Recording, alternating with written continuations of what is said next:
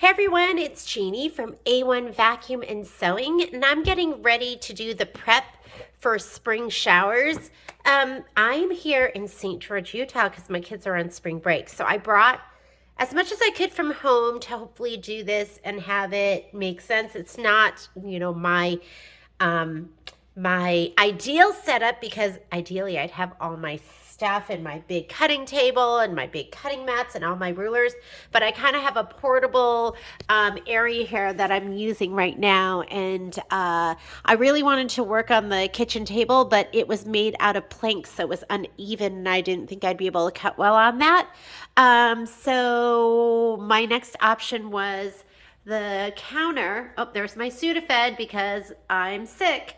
But it was too tall for me. So this here is actually just a bench, and I am kneeling on some pillows, but I think this is going to work just fine. It's kind of like my my cutting table at home is probably about this size, a little bit longer, but kind of this width. So I thought this would work just fine. And what you're going to need is you should have your best press. I have 2 bottles that are filled, so hopefully that'll be enough. An iron. You want an ironing mat. You want, I find it really helpful to cut with a rotary cutter, and then I have a regular cutting mat underneath here. I have my fabric kit, my instructions, a couple rotary cutters. I would have brought a highlighter, but I forgot it. So I have a Sharpie here that I'm going to mark my book. And you want an array of rulers. I have my Shape Flex, so you're going to need Shape Flex. Hopefully I brought the right thing. Yes, I did. So Shape Flex, I have a ton of scrap pieces that I might be using too, and we are ready to go. So first thing that we're going to do is we are going to press all our fabric. At home, I have a big, huge pressing mat that I use, but here I only brought my 17-inch by 17-inch pressing mat, but that should be good. And I'm going to kind of put this over to the side, and let's go ahead and we will do our pressing right here.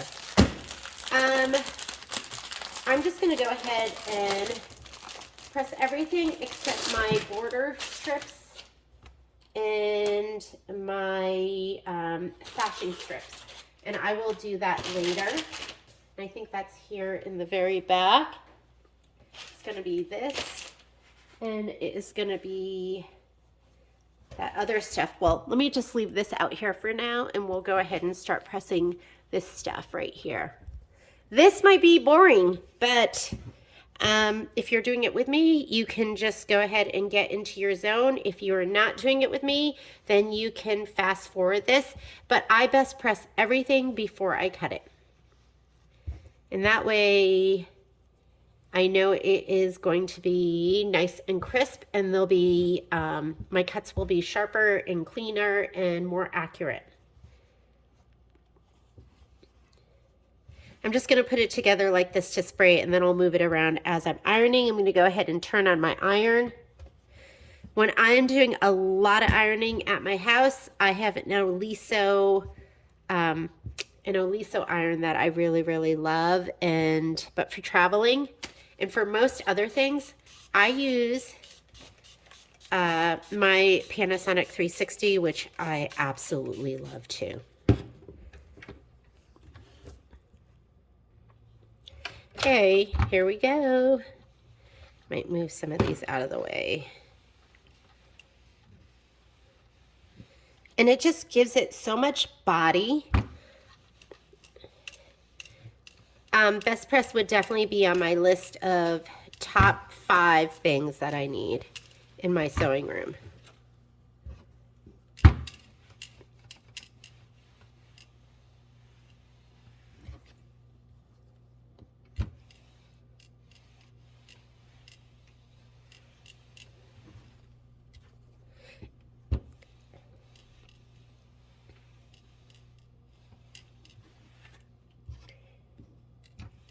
What I'm realizing is my filming arm is attached to this bench, and if I iron too aggressively, the filming arm shakes, so I'm going to be a little more careful.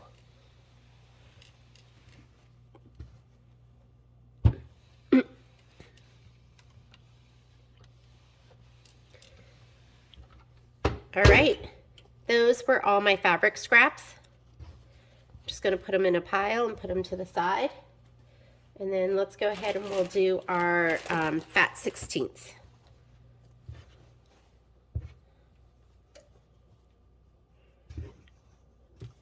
I might just best press a whole bunch of these right now and then iron them.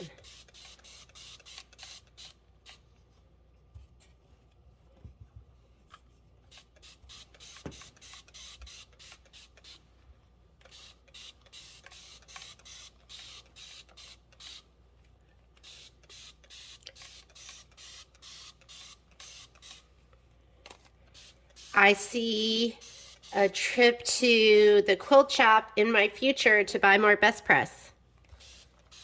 And I thought about bringing my big old gallon bottle. But you should have seen how much stuff we had in the car. Not really, well, partially because of me. I did bring a couple of machines and a big tub of projects. But Patrick brought 3 mountain bikes and all his gear for mountain biking and rock climbing, which is a decent amount of stuff. All right, go ahead and press these out. I like to press them in one direction and then the other direction, and just press them until they're dry. Let me see if I can make sure that this doesn't move too much. Okay. You've just got to be careful, especially if you have something that's directional like this. I'm going to press these up and down first. You just want to press until your best press is dry. So St. George is, I think it's the home of Superior Thread. I had no idea how big St. George was. And I was just shocked when we drove in. I really thought it was just like the tiniest little town and it was going to have one little gift shop and like gas station, maybe like a little sandwich shop, and I did not know that it was this thriving metropolis with so much building going on. It felt a little damp still.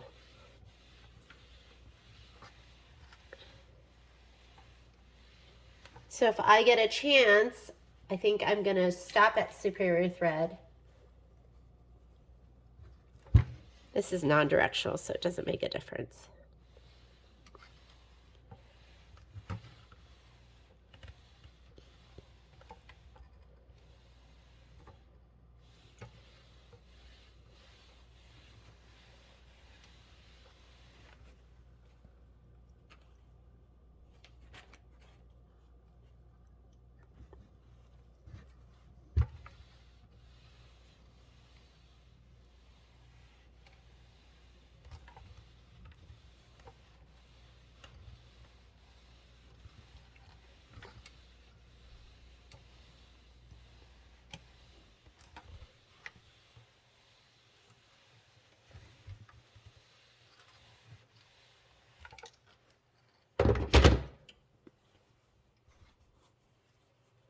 Just giving it the chance to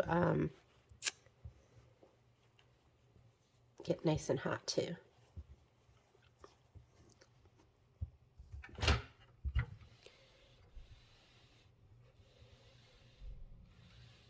I always bring my 17 by 17, but I'm thinking for my traveling sewing room, maybe a 17 by 24 would be better. Just a little bit bigger.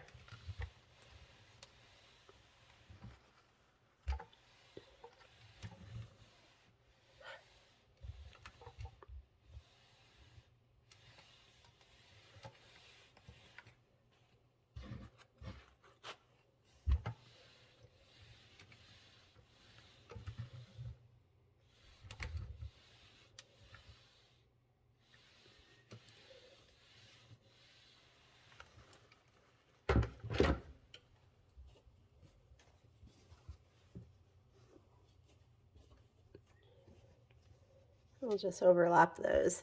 Fine.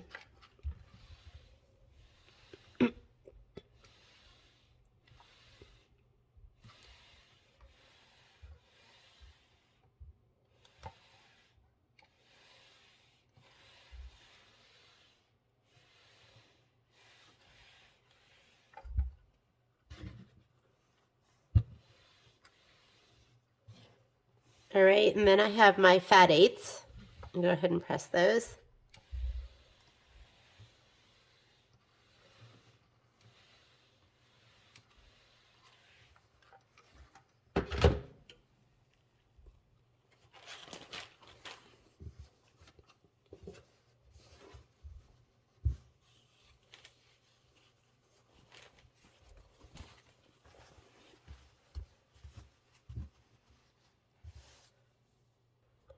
Maybe I'll do one at a time.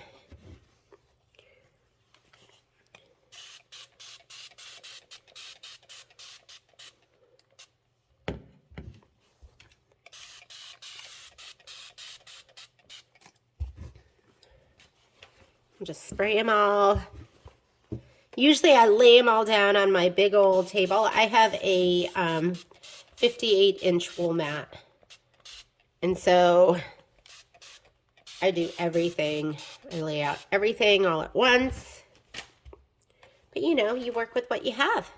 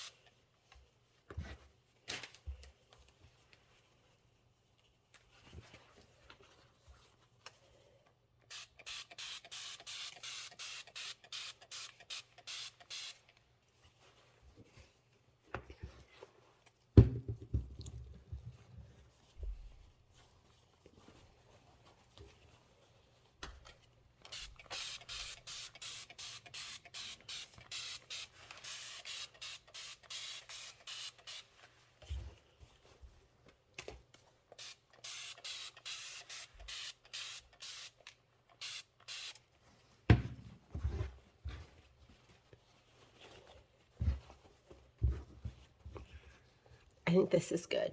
2 at once, and then the spray can go from one to the other. Nothing's wasted.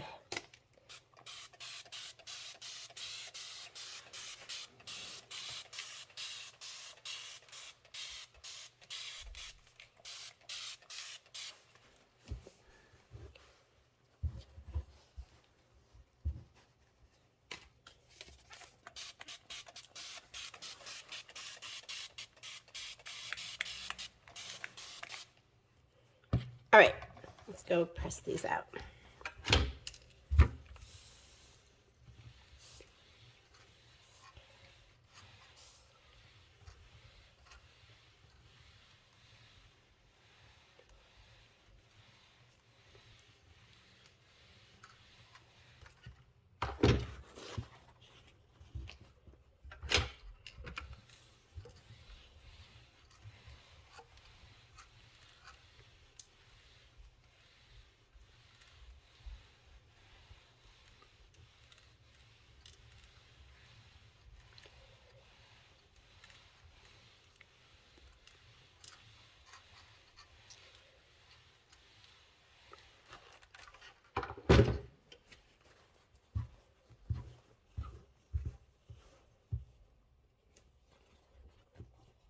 I'll just layer these.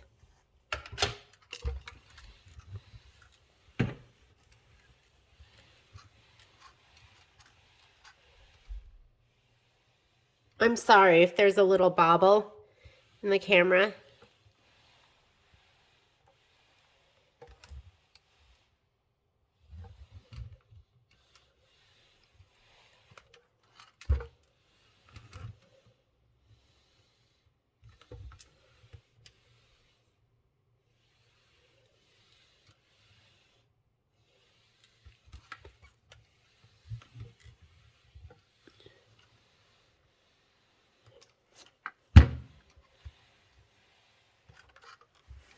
Let's see if I can tighten this up.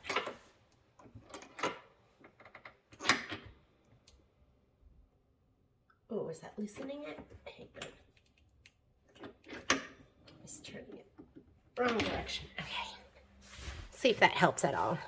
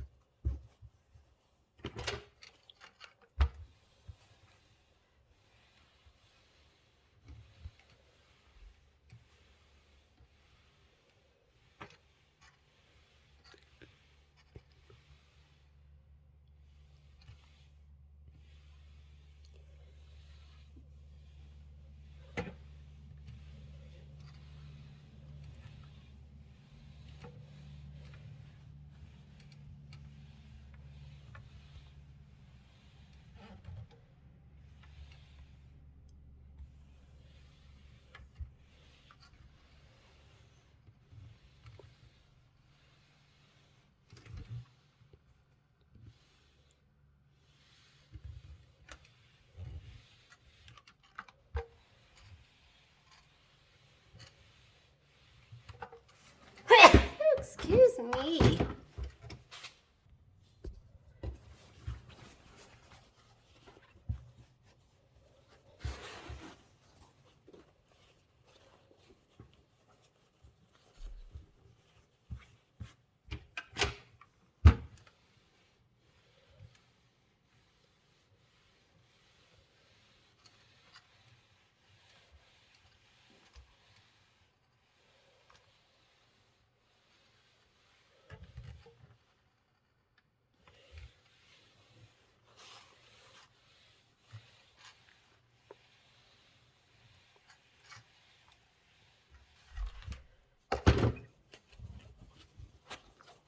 Ooh, I love it. I don't know if you heard that, but I lifted it up and it just sounded super crisp. That's how I like my pieces.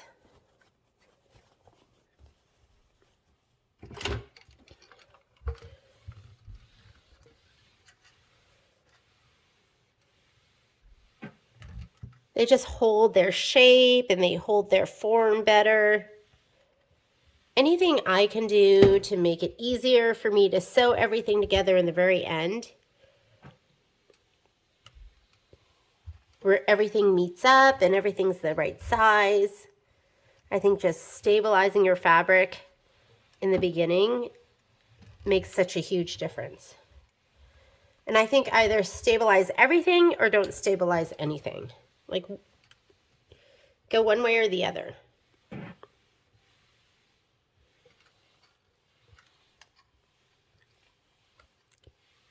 So hopefully you're stabilizing your fabric right now and just enjoying the process.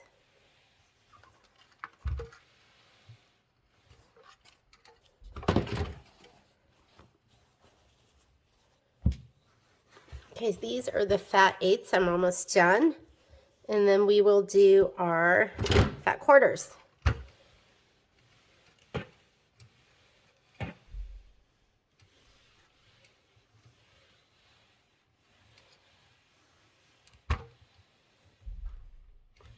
And these are non-directional, so I'm not really concerned if the fabric stretches or pulls in one direction or the other.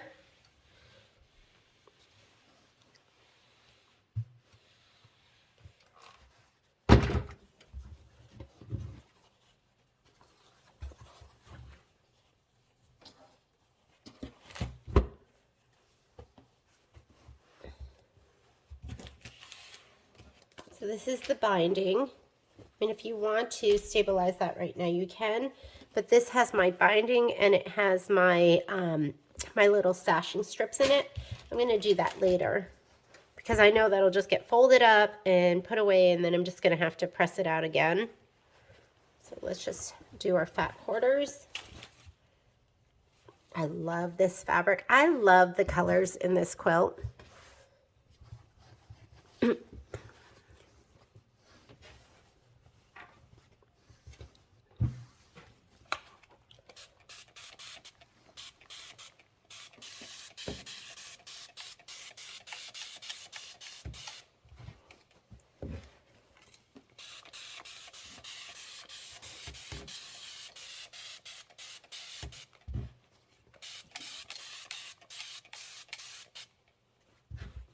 I'm just going to spray them out again. You know, I don't know what it is about that bottle. It's a little stiffer in the hand than my other one.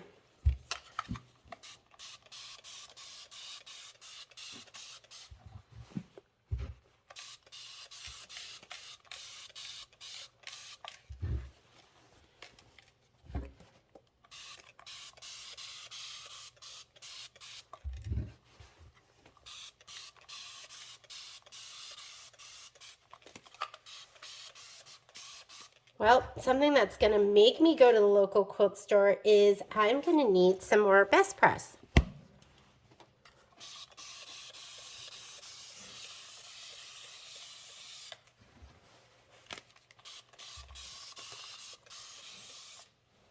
I brought so many projects with me. I was looking for my Home of the Bloom quilt, and I couldn't find it, and I found it in a bag and realized I had never finished it. I couldn't even believe it. I was like, oh my goodness, all it needs is the binding to be put on. And the binding's made, and I made a beautiful flange binding. Isn't that horrible? But I'm gonna get it done.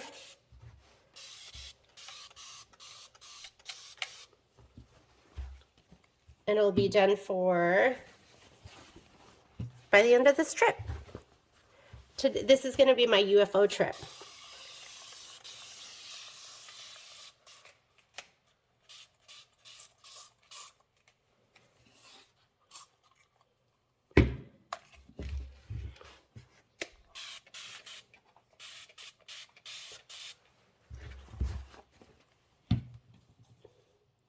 Wow, one bottle down. Gotta make this next bottle make it.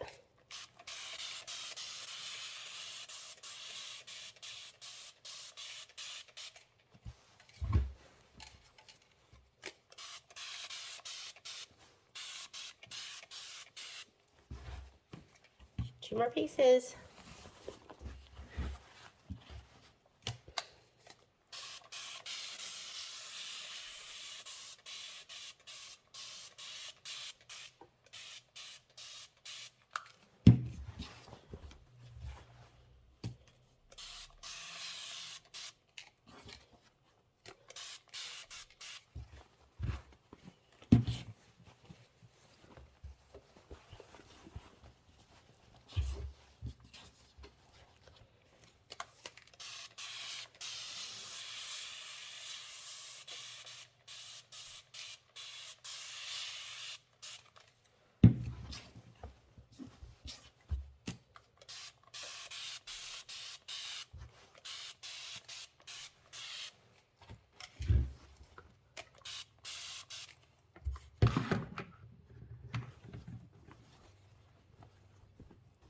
All right, let's go ahead and press them all out.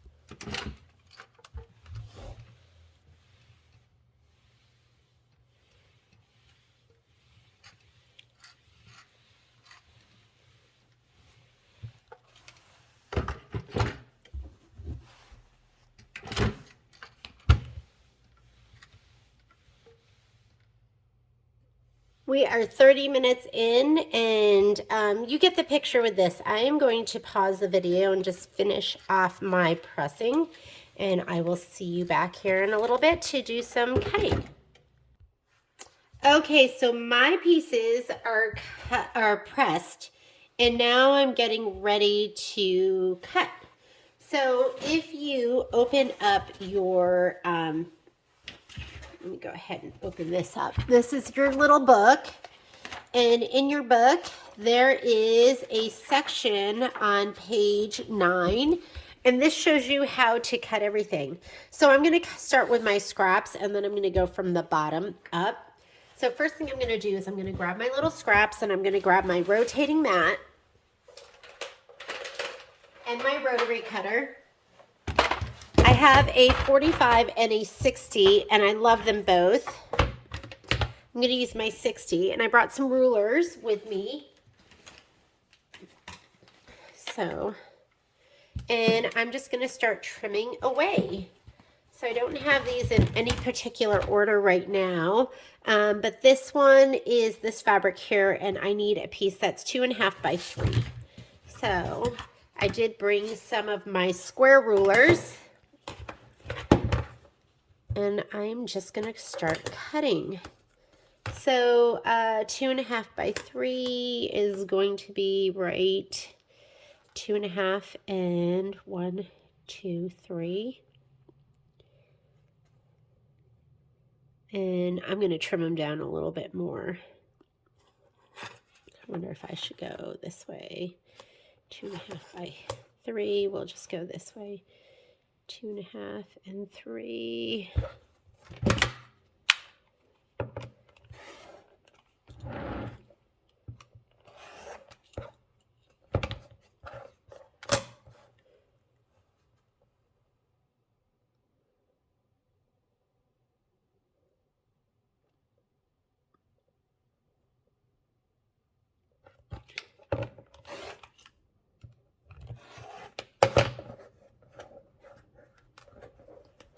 And I'm going to put my scraps to one side and my pieces to one side, and I will use these for when I do my back, which is what I do. And then I have this one here. Pay attention to the ones that are directional. And so I would just kind of hold them or place them like they are in the book, and then go ahead and cut them. And this is going to be, let me grab this ruler. So 2.5 by 3.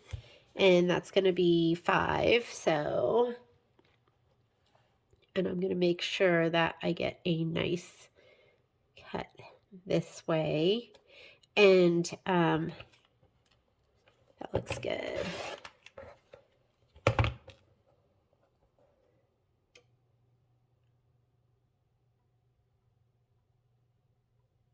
Oh my goodness. Did you just see that? So I will go ahead and fix that. I'll cut another piece. This should have been, I should have gone 2.5 by 3. So it should have been 3 inches right here. So this was a miscut. That happens sometimes. And I'll just put that to the side. This one right here is a 2 by 3. So I'm just going to go like this. And just so I have some nice edges.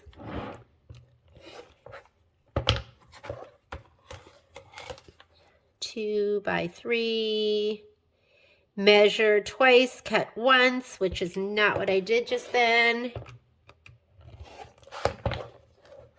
Here's my piece, here's my extra. This one right here is going to be a piece that is 4 by 2. Here's my 4 and my 2. And then another piece that is going to be 3 by 3. So let me cut my 4 by 2 first.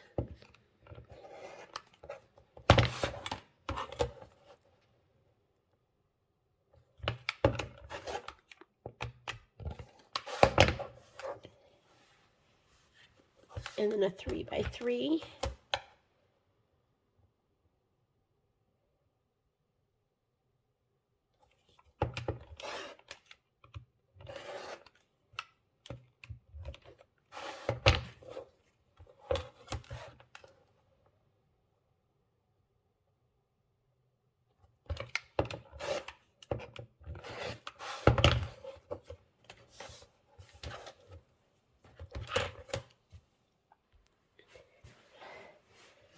this one next, and this is going to be a 2 by 5. So, and then a 2.5 by 4.5. So 2 by 5, I have a little room for some excess.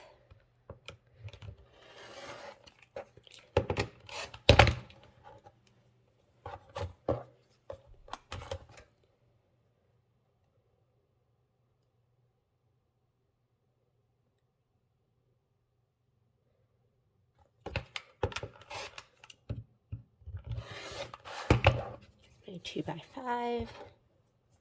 And then this one is 2.5 by 4.5. 2.5, 4.5.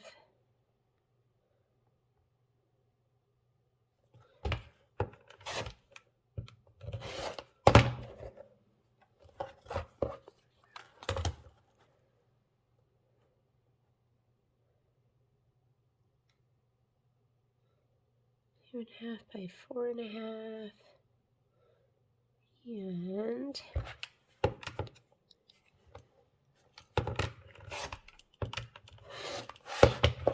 that's my 2.5 by 4.5. This is going to be 3 by 3.5. 3 by 3.5.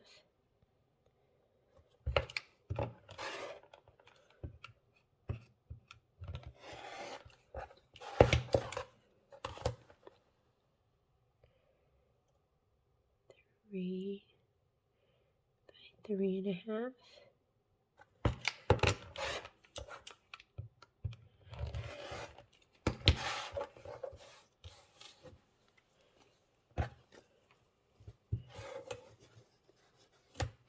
Four by 3.5.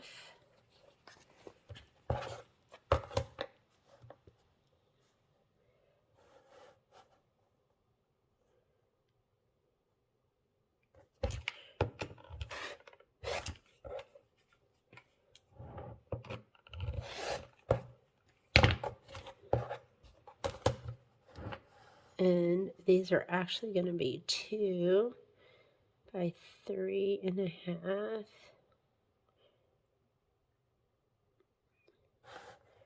Right, so that should be 3.5 right here. Measure twice, cut once.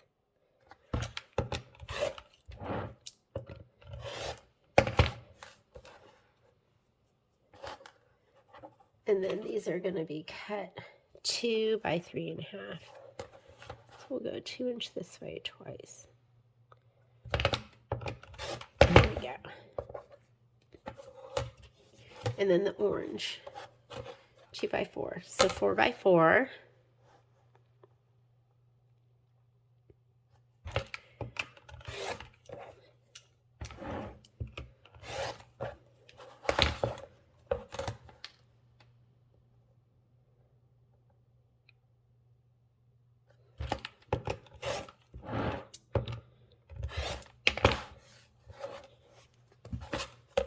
And then 2 inches.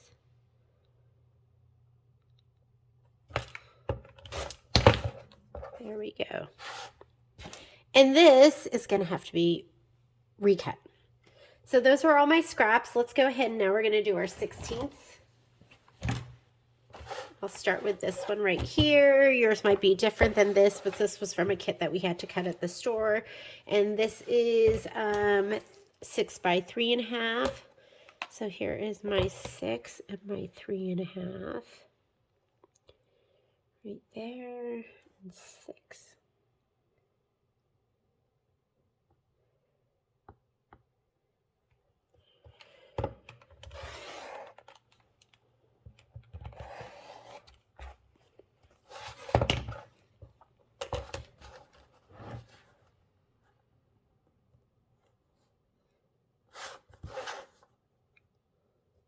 Six by 3.5.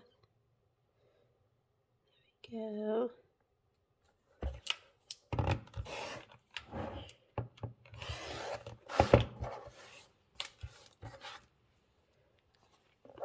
And then a 3 by 2.5. I wonder if we can fit it here.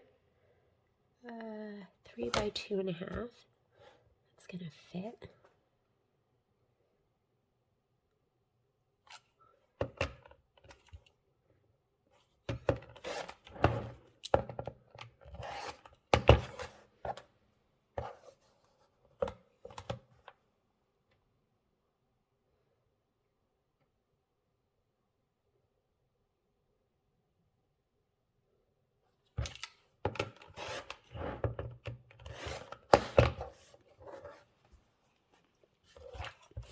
And then a 2 by 2.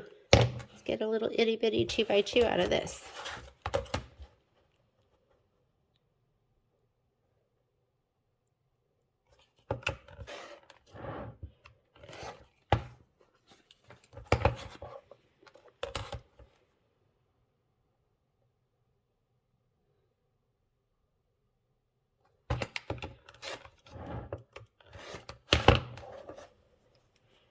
Okay, I'm going to keep on cutting. I am using my grid right here, my chart, my fabric diagram cutting chart.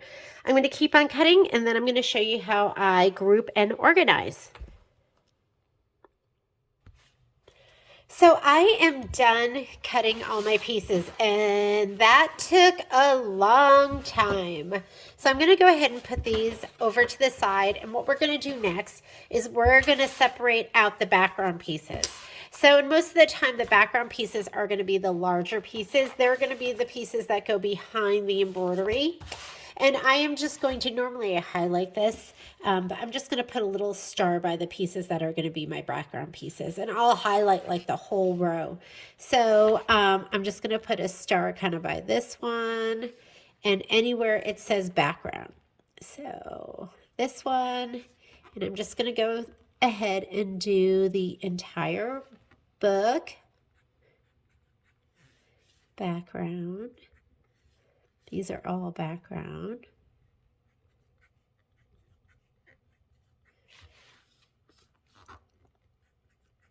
Because these are the pieces that we're going to put shape flex on. So I want to pull them aside.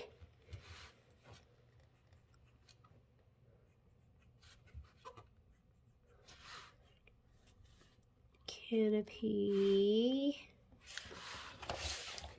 Over here we have 2 background pieces.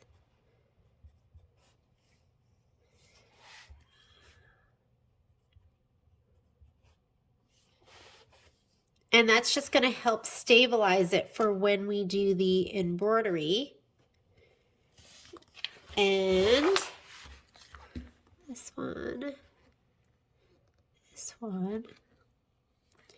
and this one. Okay, let's go ahead and we are going to pull all those pieces aside.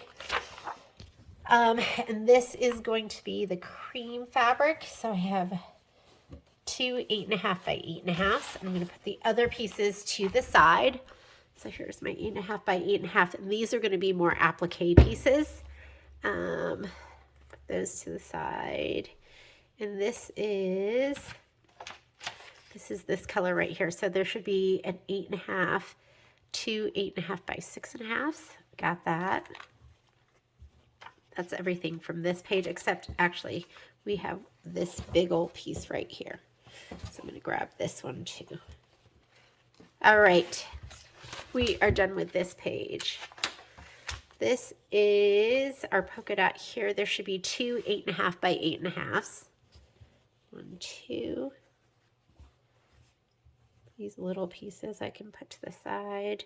My green, none of these are going to be background pieces, so put them over here. And this, none of these are background pieces. None of these are background pieces.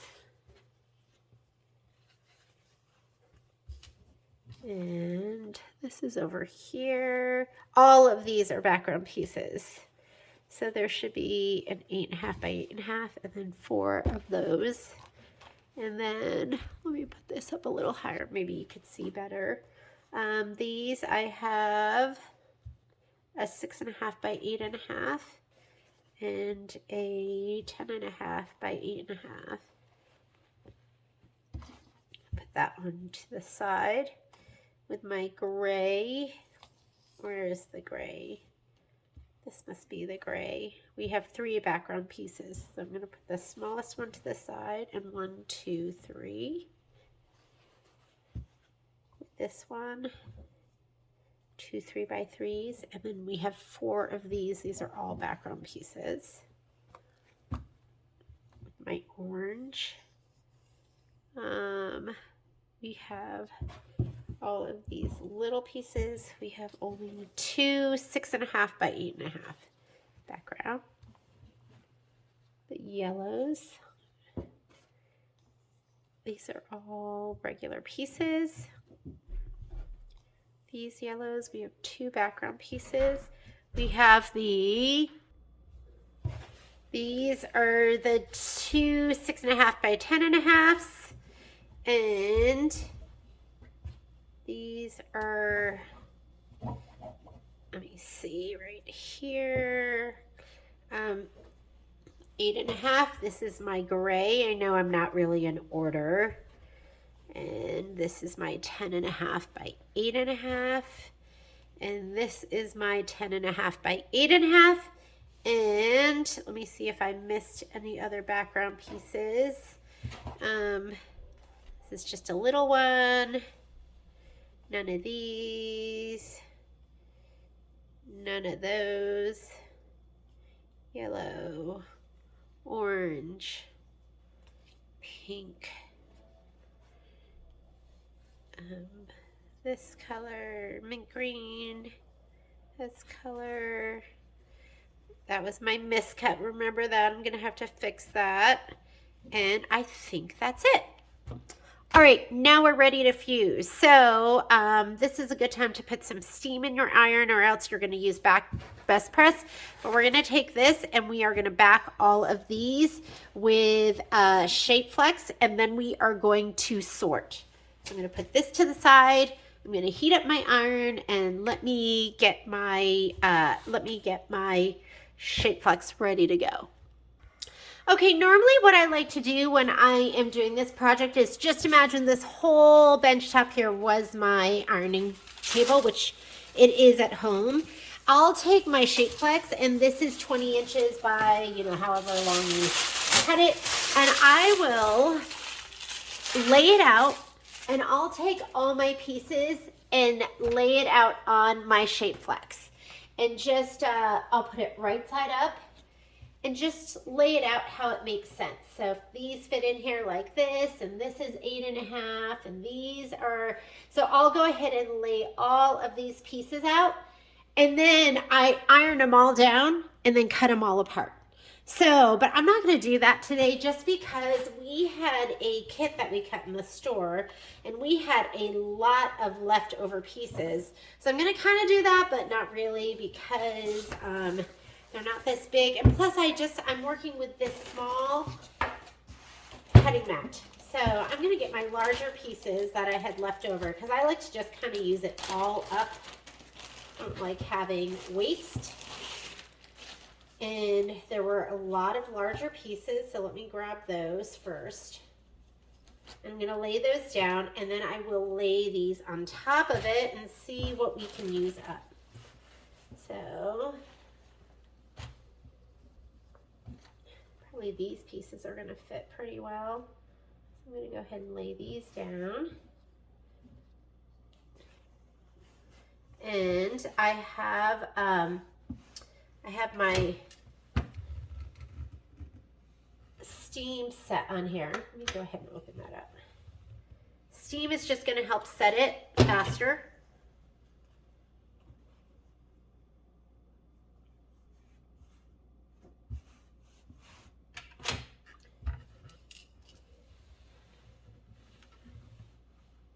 And you don't want to get that shape flex on the bottom of your iron. And I'll kind of just iron it down like this. And then later I'll come back and I'll get all those corners ironed down, so everything is fused really, really well. I'm just watching, making sure that I'm not having the iron roll over on top of that stuff. So I'm just going to iron these down, and then I'll cut them all apart so it makes sense. And I'll re-iron them one more time so all the edges are fused really, really well.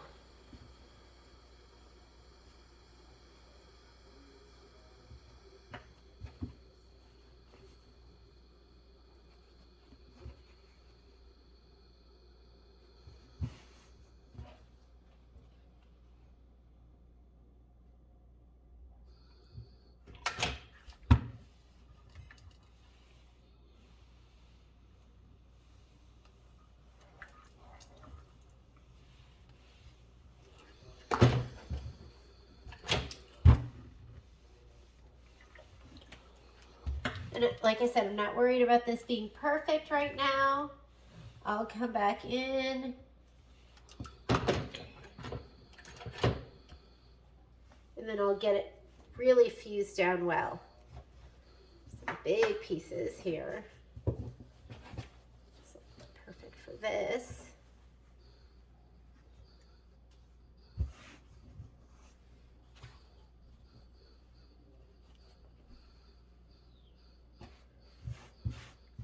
And a lot of times you don't have to have it go right to the edge, because these are going to be just the, these pieces are going to be the background pieces. So I'm going to do this one first. Maybe we'll cut this one away.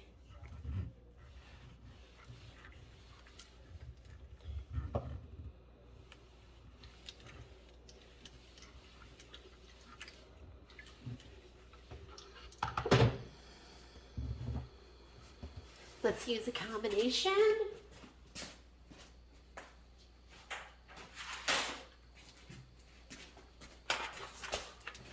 All my cutting utensils,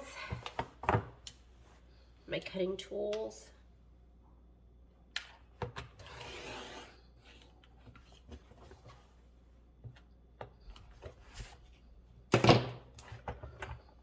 How's that? What are you seeing here? Hopefully you're not seeing my head in the way.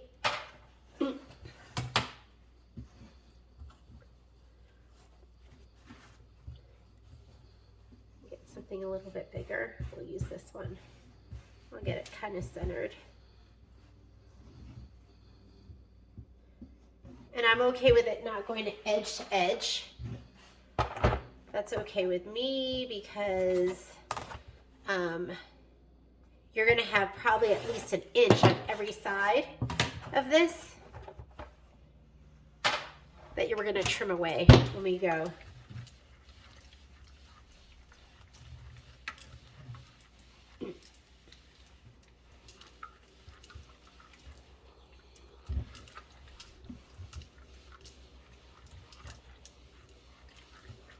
A lot of this we just float. This we can fuse down really well. Actually, oh, that's okay. Didn't go all the way to the edge on that one side.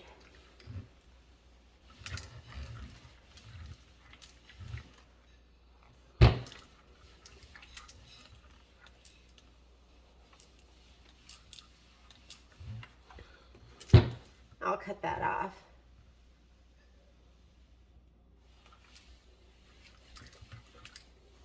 And the bumpy side, that's the fusible side. That's the side that should be facing the back of your fabric. Wrong side to wrong side. The smooth fabric side, you'll see it just won't fuse if you try to fuse it. I'm going to trim these down later. We put these to the side. We get some more of this. So what we have, that'll fit on this. Okay, these pieces, make sure you put them down right because these are, let's see if these are wide.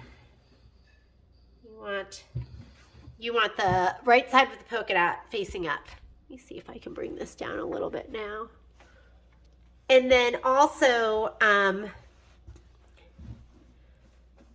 make sure there's nothing on here because the last thing you want is like a dark thread to be showing through because you'll see some shadowing.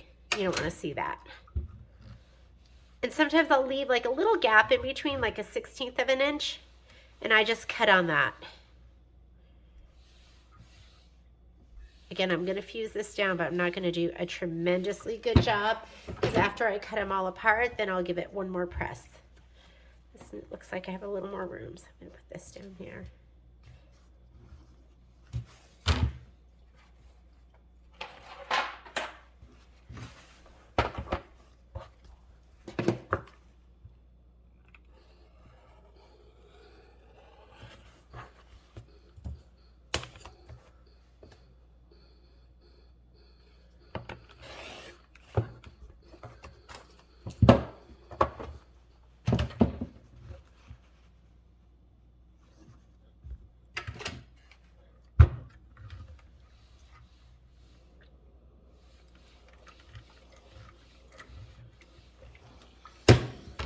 And I'll trim all this stabilizer away later. Get some more big pieces. This is too small. I'm going to go with some smaller pieces first.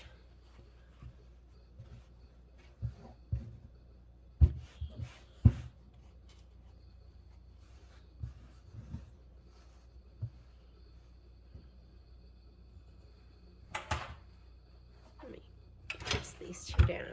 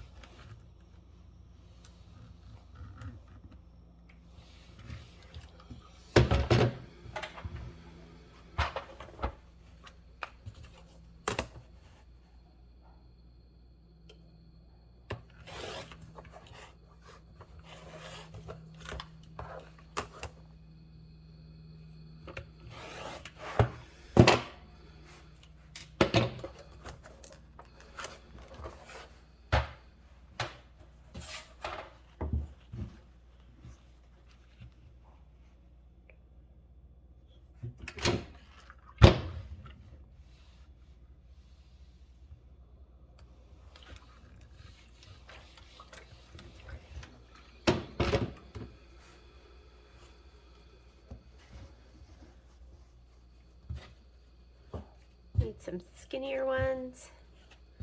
Let's see, what do I have over here? This one will be perfect. Too skinny that way. I'll put them up on top. And this one. And start with that.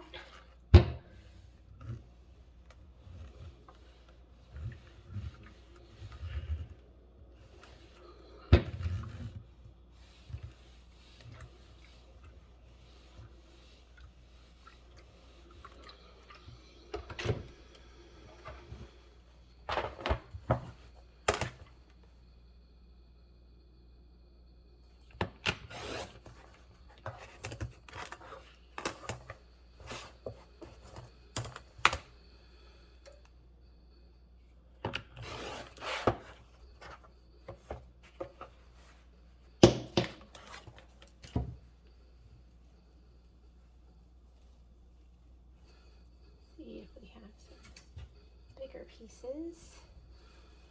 Oh, these look perfect.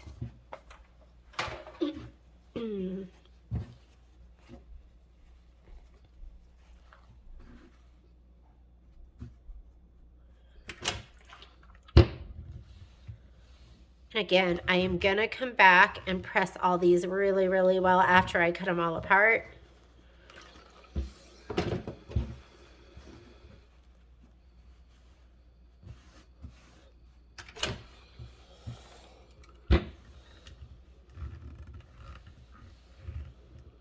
So don't worry that they don't look great right now.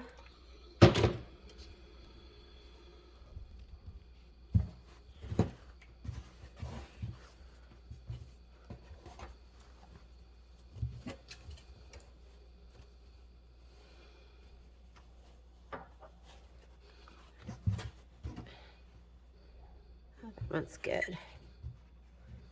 And don't worry that it doesn't go completely edge to edge. because remember, these are going to get trimmed down, and you know how much excess you have with Kimberbell projects. There's always so much. It's usually like a good inch around the whole project.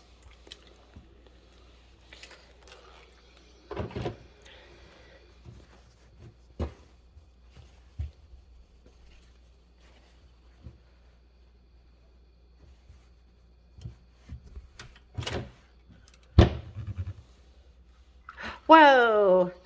Okay, make sure you check your project. As I was pressing that, I looked at it and thought, wait a minute, that is the wrong side. But I caught it pretty quickly.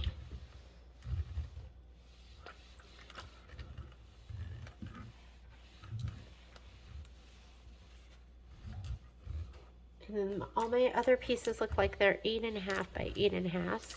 These are 8.5 by 10.5. Go ahead and press these down. Except this one, nope, that's an 8.5 by 8.5.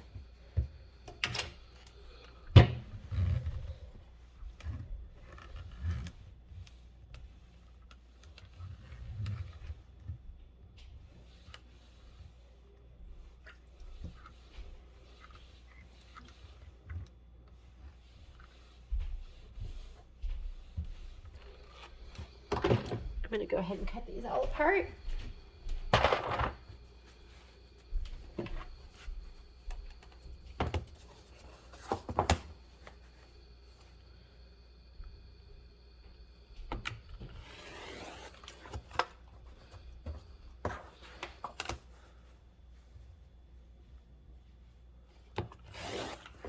I find this so much easier than having to, when I'm using just my off the bolt, instead of having to cut all those individual pieces again, I find this so much easier. And then you don't have to, like I said, you don't have to, you're cutting the measurements of your background pieces. And then these you just put on there and you don't have to measure anything. You just cut them around the measure pieces. So once these are done and all the shape flex is trimmed off, then I can go back in and then I press this down really, really well. So around all the edges, I make sure that steam is on. You either want to have steam or you want to have best press. You want to have something, because that is going to make it adhere really, really well. And you can press it from both sides if you want. Doesn't hurt. Just make sure what you don't do is you don't put your cutting board underneath here, because if you use steam through your wool mat onto your cutting board, it's going to warp the cutting board. And ask me how I know. If you look at the cutting board I brought with me, it's rippled.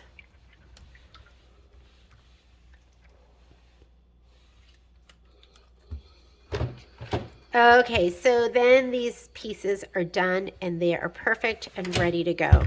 So don't worry about pressing them down really, really well when you're just laying it all out. And this works really well with Kimberbell projects because a lot of times the background fabric, it's they're similar.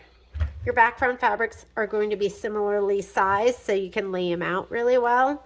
It doesn't always work when you're doing other projects, because you might have a whole bunch of irregularly shaped pieces that don't let you do the whole Tetris thing and lay everything down nice and easily.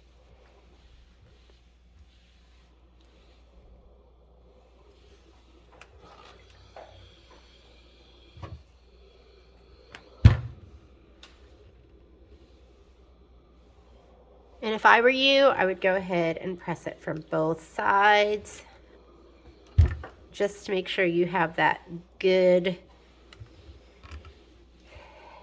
adhesion.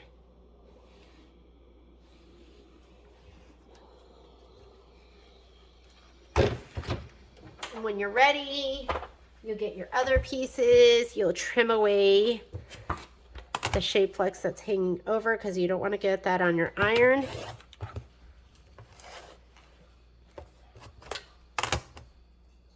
And then you're going to finish fusing these. Because remember, I just fused those down pretty quickly.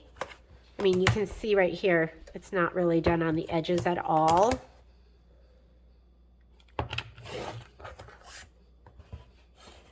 And then you can maximize the use of all that shape flex.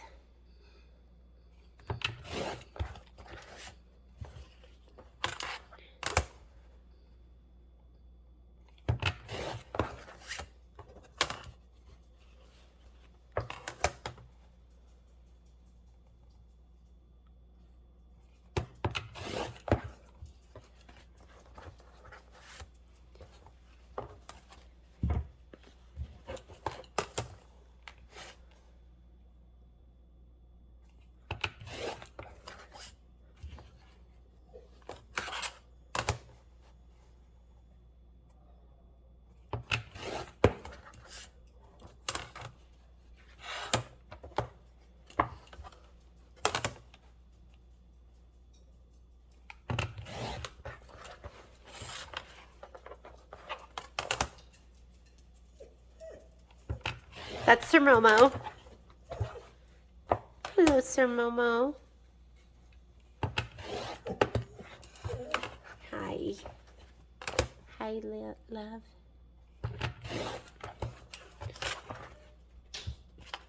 Okay, I'm gonna go ahead and fuse all of this down now. And then I have a couple other pieces to do and I am done. So I'm just going to go ahead and pause the video and then I'm going to come back and we are going to sort.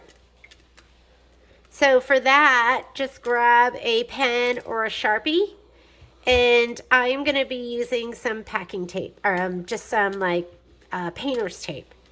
So just grab your stuff and I'll see you back here in a minute. Now that I'm done, I applied all my shape flex to the back of my pieces. So these are all done, my background pieces. Now I'm going to go ahead and group. And normally I would group with my embellishment kit too, but I left that at home. So I'm just going to group my pieces that go together. And I'm also going to use some painter's tape. Let me grab that. So here's my painter's tape. And I like to write on this the name of the square that I'm working with, and then I use Wonder Clips to put it all together. The other thing I'm going to do is I'm going to grab a ruler because that's going to allow me to measure my pieces as well to make sure I grab the right one. A lot of times I'll just use my cutting mat because some of the pieces are going to be rather large. So there we go. And I think we are ready. So let's go ahead, and I usually just go page by page in the book. I find this a little more confusing because it doesn't put them all together. So for instance, let me bring this down a little bit. The first embroidery we're going to do is going to be umbrella 1. So I'm going to grab the background fabric, which is going to be the polka dot, the gray polka dot, and I need an 8.5 by 8.5. So here's my 8.5 by 8.5. The outer canopy, which is going to be 6 by 4, and it looks like it is the yellow. So 6 by 4, and I'll just have my ruler, my mat right here so I can lay it down and go, okay, that is 6 by 4. That's the right piece. And you need 2 of those. Sorry about that. Oh, so it's 1 6 by 4 because it does these 2 outside pieces. And then we need the inside polka dot, which is 3 by 3.5. And okay, so I laid out all my fabric like this, so it's kind of easy for me to grab. So now I need this yellow piece right here, which is going to be 3 by 3.5. So let's just measure this and make sure I got the right one. This is indeed 3 by 3.5, and that goes here. And then it says iron on vinyl, which is in my embellishment kit. So I'm just going to do this. This one is called Umbrella 1.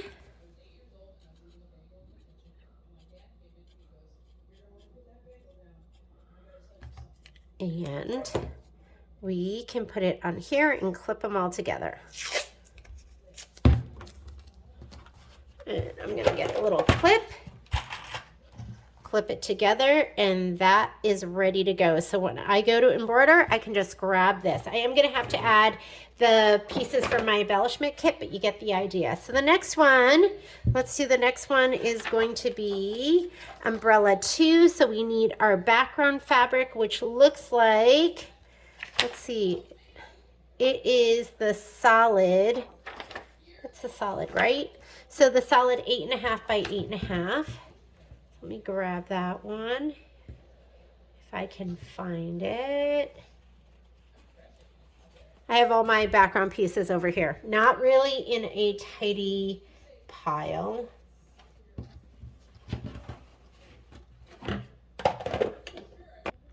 Okay, so I took a minute to reorganize, so now I can just kind of grab and go. So let me grab my next piece, which is going to be this 8.5 by 8.5 inch block. I need the outer canopy, which is going to be this one right here. And then I need my inner canopy, which is this one, which is 3 by 3. Let's measure it. Yes, that is correct. And then the vinyl, which I don't have, but this one is done, and I'm going to call this umbrella 2. Oh my goodness, I left the TV on. Hang on. How unprofessional. Now you know that I like to watch TV while I am organizing. And if you listen really hard, you can hear the squeaky toy, which is Momo's upstairs because somebody's playing with him. So I'm going to put umbrella 2 on this one. I'm going to go ahead and grab my tape, put it right here, grab my clip all these together. And this is going to be umbrella 2. So here's umbrella 1, here's umbrella 2. Just putting these down below, and let's do the next one. We have umbrella 3, and umbrella 3 has, and we want to make sure we grab the right background color, but it's going to be kind of that grayish color. And we want to make sure we grab the right piece, which is 8.5 by 8.5. That is correct. We need our 4 by 6 over here. And then we need our inner umbrella piece, which is going to be this one. Let's measure that, and it's 3 by 3.5, which is correct. And we will add our vinyl later, but we do also need the prickly pear frog, and we'll add that later too. So I might go back in here and then highlight all of my, I usually highlight all of the things that come from the accessory pack. And I'm just going to call this umbrella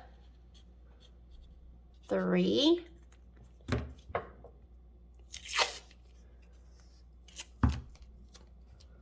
Umbrella 3. Let me clip it. And that one is ready to go. Next page. Next page, we are doing Weather It Together, and it is going to be the white fabric with the teal polka dot, and we're using the 8.5 by 8.5, and that is the only one in this one. So we're going to just call it Weather It Together.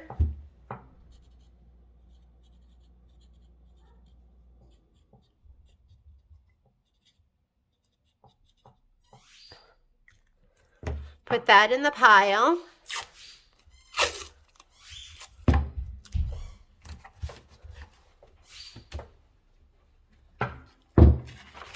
Next one is Partly Cloudy, and that fabric is going to be the cream with the texture on it, and you need another piece that's 8.5 by 8.5, so it's going to be this one right here.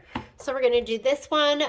One of the clouds is going to be 3.5 by 3.5, and that cloud is, it's hard to see. So let me go ahead and refer to this. And we can also refer to the very beginning too, but it looks like one of the clouds is going to be this fabric, and one of the clouds is just going to be this other regular fabric. Cloud 1, and they show you right here in the diagram, that's going to be the top one, is going to be this fabric. So let's measure the fabric, and we need 3 by 3.5. This is cloud 1. And then you need cloud 3, which is the bottom one. And that one is going to be cloud 3. Looks like it's just this regular fabric, and that fabric is 4.5 by 3.5. So let's grab one of those. And I'm gonna just check and make sure. Better to check and make sure right now and have the right fabric than not have the right fabric. And this is cloud 3, just that regular, I think this is called cotton candy. So that's gonna be cloud 3. I'm gonna put that up there.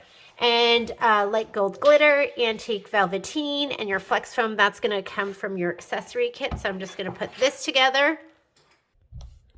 We'll call this partly cloudy.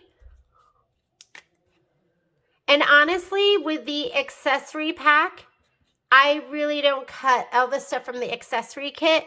I usually don't cut those pieces. I just grab them as we go, just because there's usually so much waste and so much extra. So this is partly cloudy. Put that here. Let me grab a clip.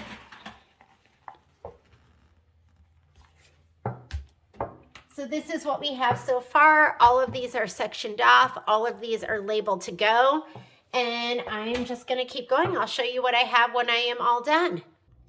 All right, my stuff is totally grouped and ready to go. I have an itinerary, which I will send out. This is gonna be day 1 or week 1. This is week 2. This is week 3. And then week 4, we're going to do the corners, the sashing, the inner border, and the outer border. So everything needs to be grouped like this. I also went ahead and cut all of the batting. If you're going to be quilting as we go, which I'm going to do, you're going to need your batting pieces too. I just sat down and did my spreadsheet. So I will send you a spreadsheet that looks kind of like this. I just want to proofread it first and make sure everything is good. But I will put this up on the website, and this is going to kind of go over what we're going to do. It's our spring shower spreadsheet. Day 1, what we're going to quilt or what we're going to embroider, what row it is, what page it's on, the quilt design we're going to be using, the final size of the design, your batting requirements, and the hoop that it's going to work for. So, and this is kind of a rough draft. I haven't done this yet. I'm going to be stitching when you're stitching. It's just a sew along. But I will go ahead and I will send this out to you after I finish proofreading it. It's going to go onto the A1 vacuum and sewing spreadsheet. Not the spreadsheet, but on our Facebook page. So the sew along page, and then I'm going to be posting it there. And I think that's it. Make sure you have everything prepped and ready to go, or else you will fall behind. The only thing I'm going to need to add to this grouping is I am going to need to add all of the embellishments. And I'll do that before we get together. We'll be getting together next week, which is the 21st of April. And I'm just looking at the calendar because I have an event that day. So I am going to be doing it from let's do noon to 3. So noon to 3, and I'll put that in all of the information, and I'll look forward to seeing you then. Bye, everybody.